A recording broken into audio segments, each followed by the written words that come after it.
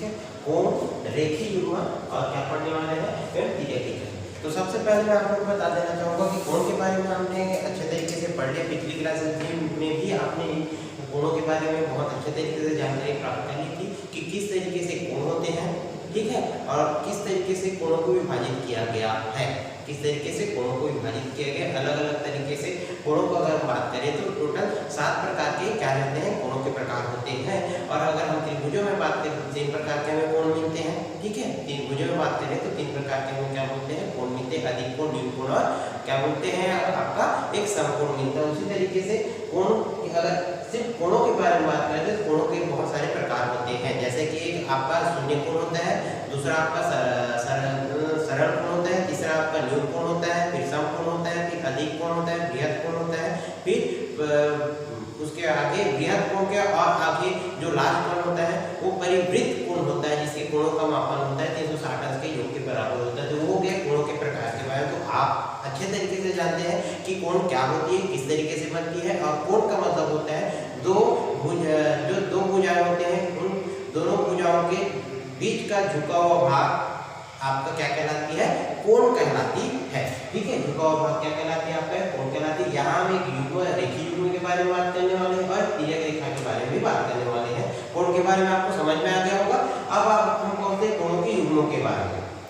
कोणों के युग्मों के तहत, तो कोणों के युग्मों के तहत कोणों में भी बहुत सारे युग्म होते हैं, ठीक है। युग्म का मतलब होता है जोड़ा, युग्म का मतलब होता है कोणों का जोड़ा।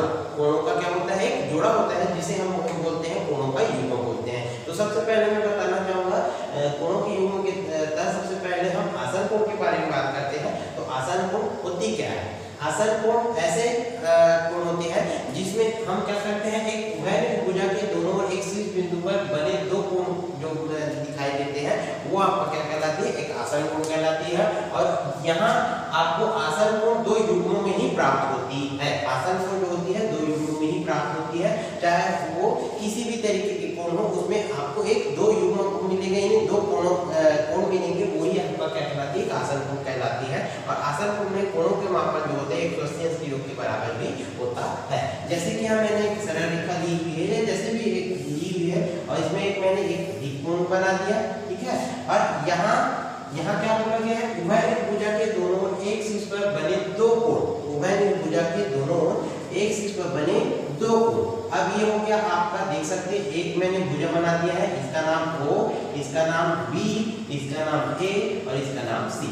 अब यहाँ देख सकते हैं उभयनिष्ठ भुजा बोला गया है, मैंने एक पहले सरल रेखा लिया OB, उसमें एक भुजा बना दिया OA और उसमें एक भुजा बना दिया OC। अब आप देख सकते हैं AO और OB के बीच एक भुजा जो दिखाई दे रही है, दोनों भुजाओं को मिलाने का काम कर रही है, ठीक है, और दोनों भुजाओं से क्या कर रही है, छेद होती है, आगे बढ़ रही है। तो ये जो भुजा है वो दोनों भुजाओं के लिए एक उभयनिष्ठ भुजा का काम कर रही है, ठीक है, दोनों भुजाओं के लिए क्या कर रही है, उभयनिष्ठ भुजा का काम कर रही है।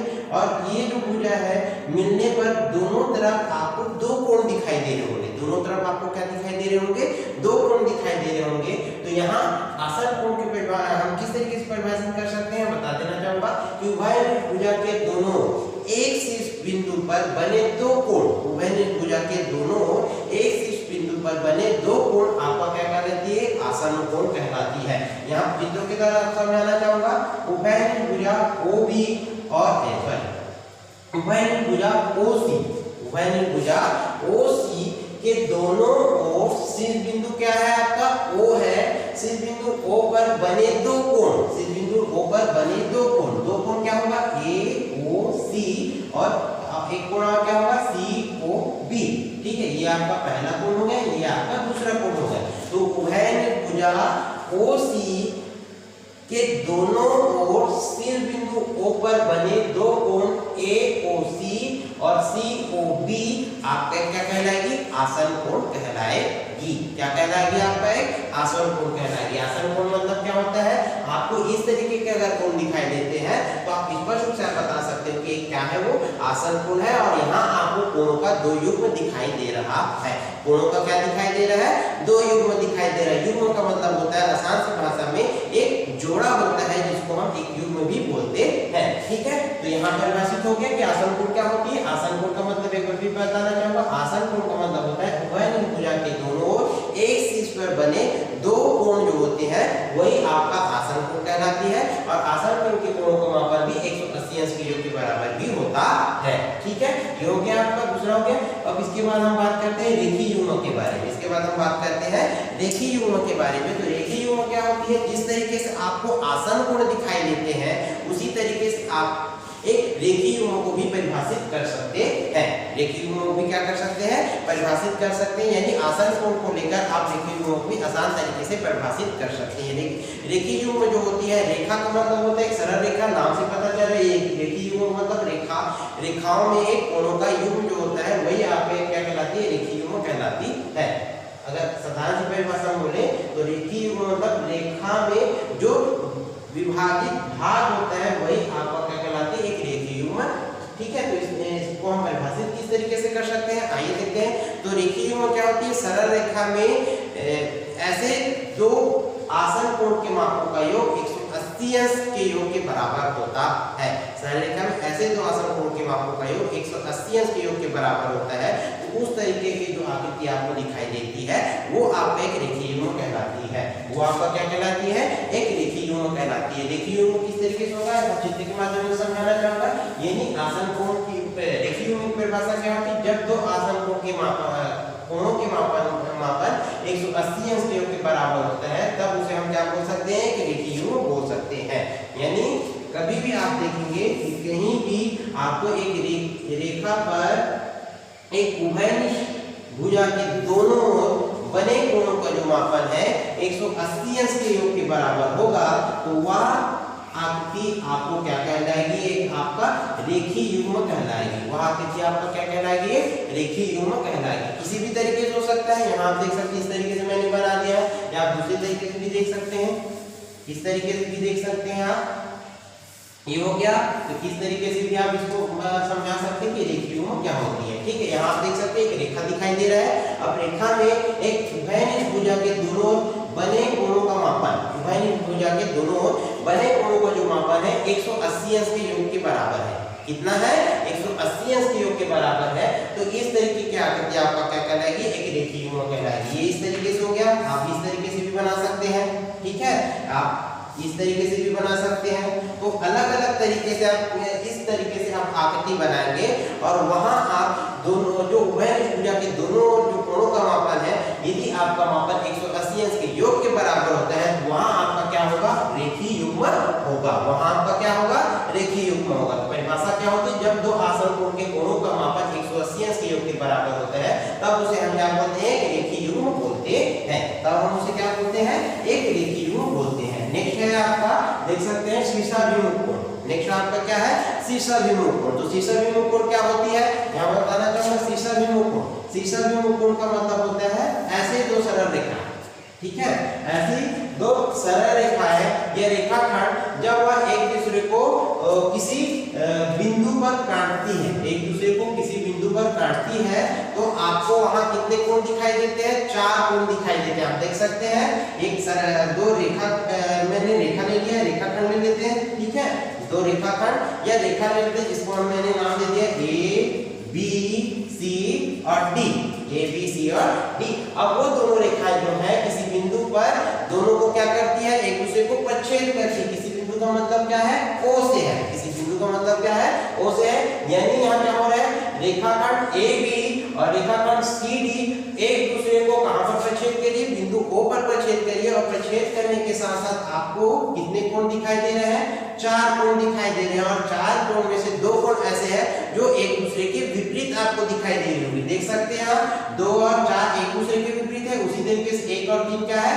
एक दूसरे के विपरीत। यानी 2 कोण का जो युग्म इसमें दिखाई दे रहा है वो एक दूसरे के क्या दिखाई दे रही है? विपरीत दिखाई दे रही है। तो इस तरीके के जो कोण होते हैं वो क्या कहलाती है? आपका शीर्षाभिमुख कोण कहलाती है। तो परिभाषा के तहत मैं बताना चाहूंगा, जब दो सरल रेखाएं या रेखाखंड एक दूसरे को किसी बिंदु पर काटते हैं तो कटान बिंदु पर 4 कोण बनते हैं। कटान बिंदु पर कितने कोण बनते हैं? 4 कोण बनते हैं, जिनमें से विपरीत दिशा में के जो 2 कोण होते हैं वही आपका क्या कहलाती है? शीर्षाभिमुख कोण कहलाती है। विपरीत दिशा के 2 कोण। तो विपरीत दिशा के 2 कोण किस तरीके से होगा? या तो आप 1 और 3 को ले सकते हो, या तो आप 2 और 4 को ले सकते हो। क्योंकि 1 की विपरीत दिशा में कौन सा कोण बना हुआ है? 3 बना हुआ है। और 2 के विपरीत दिशा में कौन सा कोण बना हुआ है, 4 का कोण 4 बना हुआ है, इसीलिए 2 का विपरीत कोण क्या कहलाएगी, 4 कहलाएगी, और 1 का विपरीत कोण क्या कहलाएगी, 3 कहलाएगी। तो इस तरीके से जो आकृति बनी होती है और आकृति बनने के बाद जो 2 कोण आपको विपरीत दिशा में दिखाई देते हैं, तो इस तरीके की जो आकृति में विपरीत कोण जो होती है वही आपका क्या कहलाती है, शीर्षाभिमुख कोण कहलाती है। वो क्या कहलाती है, आपका एक शीर्षाभिमुख कोण कहलाती है। इसके आगे आप बताना चाहेंगे पूरक कोण। इसके आगे क्या बताना चाहेंगे, पूरक कोण। ठीक है, तो पूरक कोण क्या होती है, जिस तरीके से हमने आसन कोण में 2 युग्मों के लिए बात किया, जिस तरीके से रेखीय युग्म में 2 युग्म आपको दिखाई दिए, और जिस तरीके से शीर्षाभिमुख कोण में भी आपको 2 युग्म ही दिखाई दिए, क्योंकि 1 और 3 आपको 2 कोण दिखाई दे रहे हैं और दोनों कोण क्या है, एक दूसरे के विपरीत है। उसी तरीके से 2 और 4 आप देख सकते हैं, दोनों कोण दिखाई दे रहे हैं और दोनों कोण एक दूसरे के विपरीत है और 2 कोण दिखाई दे रहे हैं। 2 कोण मतलब 2 जोड़ा आपको दिखाई दे, कोणों का 2 जोड़ा दिखाई दे रहा है। तो इस तरीके से आपको जितने भी परिभाषा बताए हैं उसमें आपको 2 युग्म ही प्राप्त हो। उसी तरीके से पूरक कोण जब हम ज्ञात करते हैं तो पूरक कोण की परिभाषा क्या हो जाती है, जब 2 कोण के मापों का योग, 2 कोण के मापों का योग एक समकोण या 90 अंश के योग के बराबर होता है, तो प्रत्येक कोण एक दूसरे का क्या कहलाती है, पूरक कोण कहलाती है। प्रत्येक कोण एक दूसरे का क्या कहलाती है, पूरक कोण कहलाती है। पूरक कोण की क्या किस तरीके से हो सकती है, आप देख सकते हैं, जैसे कि मैंने इस तरीके से आकृति बनाई, ठीक है, एक समकोण हो गया ये, आप देख सकते हैं। यहाँ क्या बताया गया है कि जब 2 कोण के मापों का योग एक समकोण या 90 अंश का होता है, ठीक है, यहाँ मैंने एक समकोण बनाया और उसे 2 बराबर भागों में विभाजित कर दिया, ठीक है, 2 बराबर भागों में हम क्या कर देते हैं, विभाजित कर देते हैं, और आप देख सकते हैं आपको 2 कोण प्राप्त हो जाती है, ठीक है, नामकरण कर देते हैं A B C और ये D। आप देख सकते हैं 2 कोण आपको दिखाई दे रहे होंगे, एक कोण आपको दिखाई दे रहा है A B और C, A B और D, और एक आपको कोण दिखाई दे रहा होगा B D B और C, ठीक है। अब यहाँ आप देख सकते हैं, इसको परिभाषित किस तरीके से कर सकते हैं, जब 2 कोण के मापों का योग स्पष्ट रूप से यहाँ दिखाई दे रहा है, एक समकोण है और समकोण को 2 बराबर भागों में विभाजित किया गया है, मतलब 2 कोण के मापों का योग कितना हो जाएगा, 90 अंश का होगा। तो यहाँ 2 कोण जो है एक 90 अंश के रूप में दिखाई दे रही है, ठीक है, और दोनों कोण एक दूसरे के लिए क्या कहलाती है, एक पूरक कोण कहलाती है। यानी जब 2 कोण के मापों का योग एक समकोण या 90 अंश का होता है, तो प्रत्येक कोण एक दूसरे का क्या कहलाती है, पूरक कोण कहलाती है। यहाँ आप देख सकते हैं चित्र के माध्यम से एक समकोण दिया हुआ है A B C, जिसमें उभय निजभुजा डालने पर D भी उभय निजभुजा डालने पर जो 90 अंश का कोण है 2 बराबर भागों में विभक्त हो जाती है, और विभक्त होने पर आपको 2 कोण प्राप्त होते हैं, एक कोण A B और D, दूसरा कोण होता है B D B और C। तो यहाँ आपको 2 कोण दिखाई दे रहे हैं और दोनों कोणों का जो मापन है 45 अंश का दिखाई दे रहा है।